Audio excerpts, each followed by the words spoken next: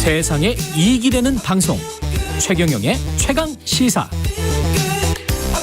네, 신림역 흉기 난동 사건 이후 최근 무차별 범죄 등이 잇따라 일어나고 있습니다. 이상동기 범죄의 사회적 배경과 제도적 방안 무엇일지 짚어보겠습니다. 범죄과학연구소 대표시고요.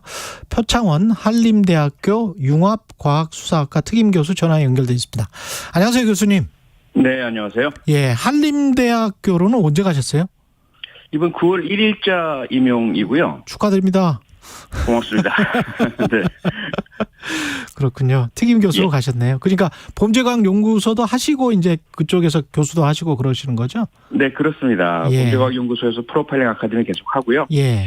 한림대에서는 다음 이제 신학기 3월부터 새로 모집을 하는 신설학과거든요. 융합과학수사학과.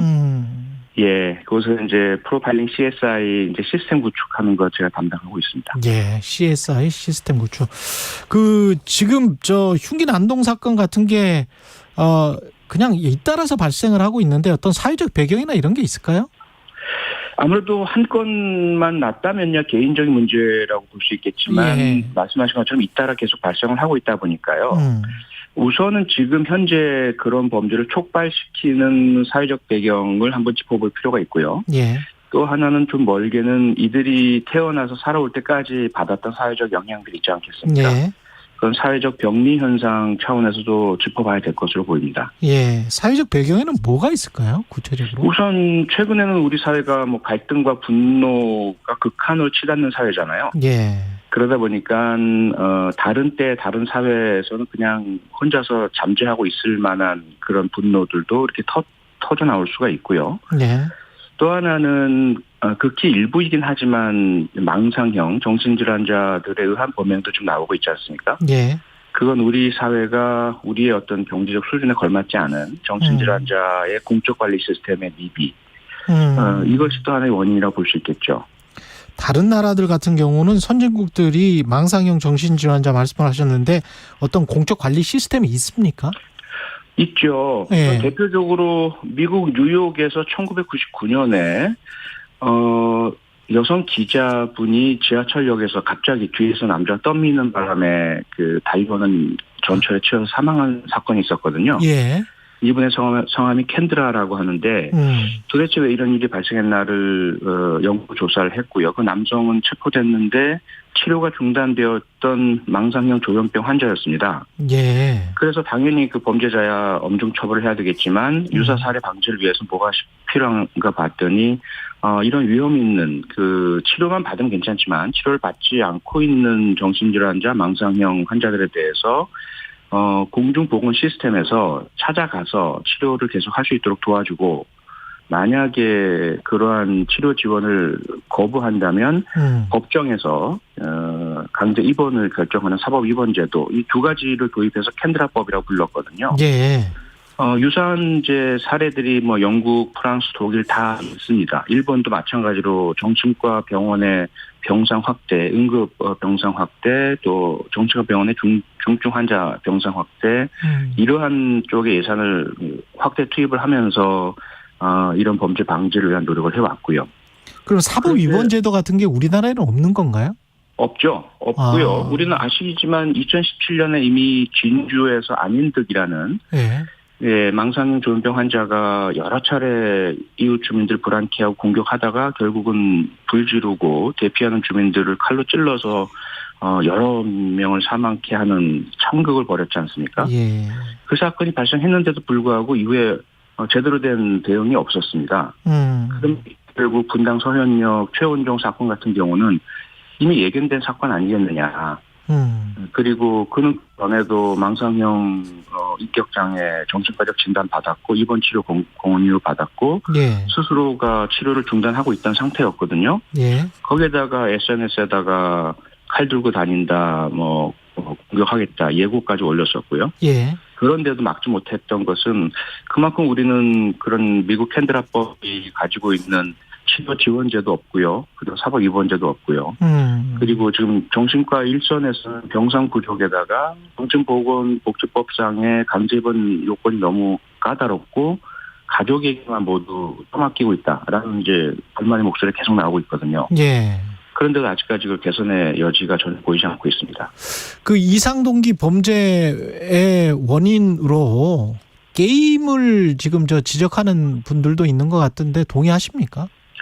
전혀 동의할 수가 없죠. 동의할 수 없으세요? 예, 예를 들어 조선 같은 범죄자가 실렘력 사건 범인이요.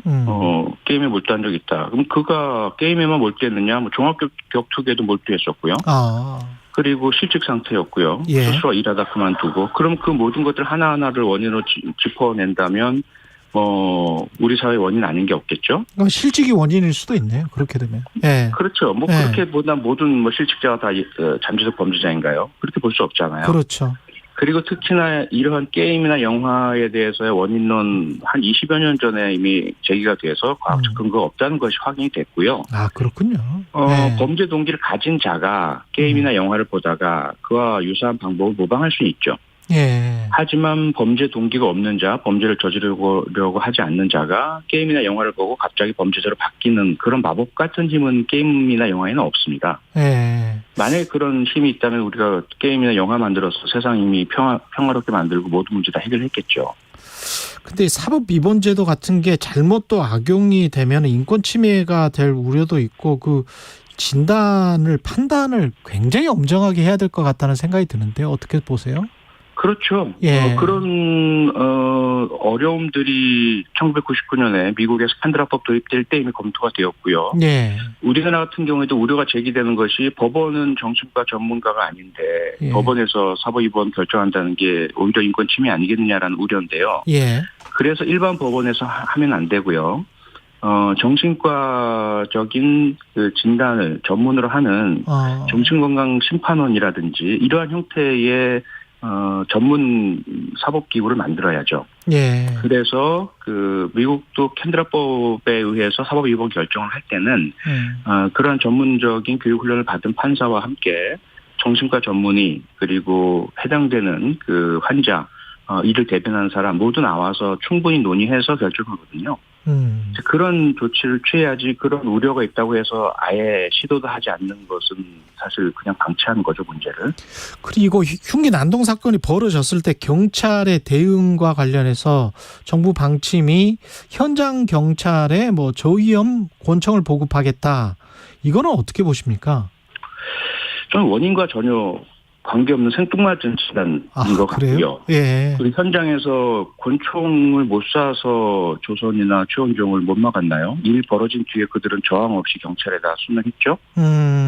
경찰에 저항하는 극히 일부의 범죄자들이 현장에 있을 때 경찰관에게는 경찰봉, 테이저건, 심할 경우는 실탄 사용 각각의 단계별로 이미 경찰관 직무집행법이라든지 그 이후에 그 실행 매뉴얼에 다 나와 있고요. 문제는 현재 있는 경찰 장구들을 사용했을 때에 그 정당성에 대해서 법원에서 너무 좀 인색하게 본다든지 혹은 나중에 경찰관 개인에게 책임을 묻고 구상을 한다든지 이런 것들이 문제인 것이지. 예. 이 저위험 권총이 없어서 못 막았고 있으면 그런 것 미연에 방지할 수 있고 이런 것은 아닌 거죠. 지금 상황이 우리나라에서는 경찰이 위급한 상황에서 권총을 쐈는데 사람이 어떻게 잘못됐다거나 그랬었을 때 경찰이 혼자서 개인이 책임을 져야 되는 그런 구조가 돼 있나요? 과거에 그런 구조였고 그 부분을 바꾸기 위해서 이제 2019년부터 경찰관 직무집행법을 개정을 했죠. 예. 그래서 경찰관의 직무집행상이 발생한 그 손실에 대해서는 손실 보상을 할 수 있도록.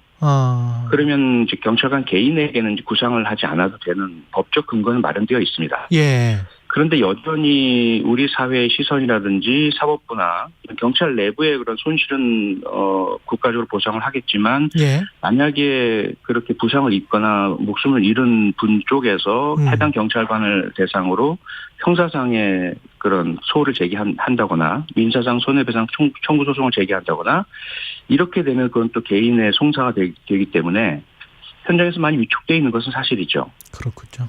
그리고 마지막으로 그 법무부가 가석방 없는 종신형을 추진 중이고 대법원은 사실상 반대 입장을 냈는데요. 어떻게 보십니까, 교수님은? 저는 사형을 존치 않은 채 가석방 없는 종신형을 추가로 도입한다는 것은 저는 무리하다고 보고요. 무리하다? 그동안 우리 사회에서 계속 진행되어 오던 사형제도 폐지를 과감하게 하고 어차피 집행도 못 하는데요.